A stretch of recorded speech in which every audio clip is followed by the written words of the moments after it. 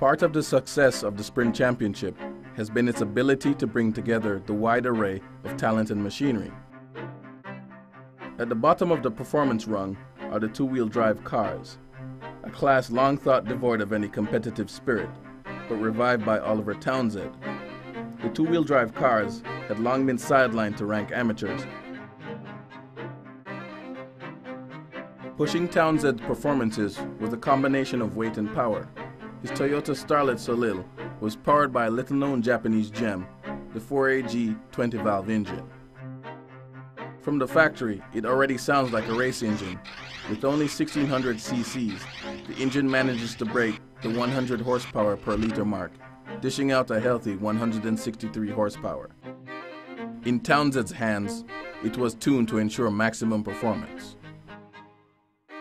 This huge infusion of technology really began in the 2003 season with the local premiere of the Lancer Evolution 8.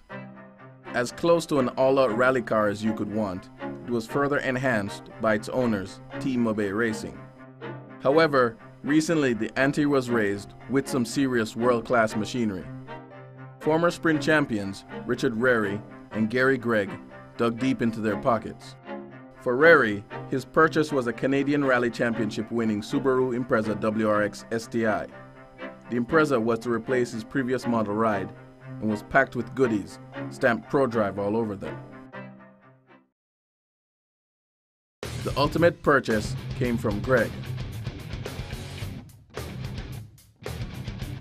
An ex-Carlos Sainz Ford Focus World Rally car. The local scene was no stranger to high-class machinery, as the history of Jamaican motorsports had been littered with World Rally Championship cast-offs. However, the purchase of something as current as a World Rally car had been a first.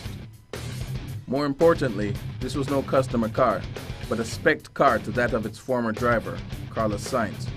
Its reported cost when new was a whopping £400,000, if you could get one.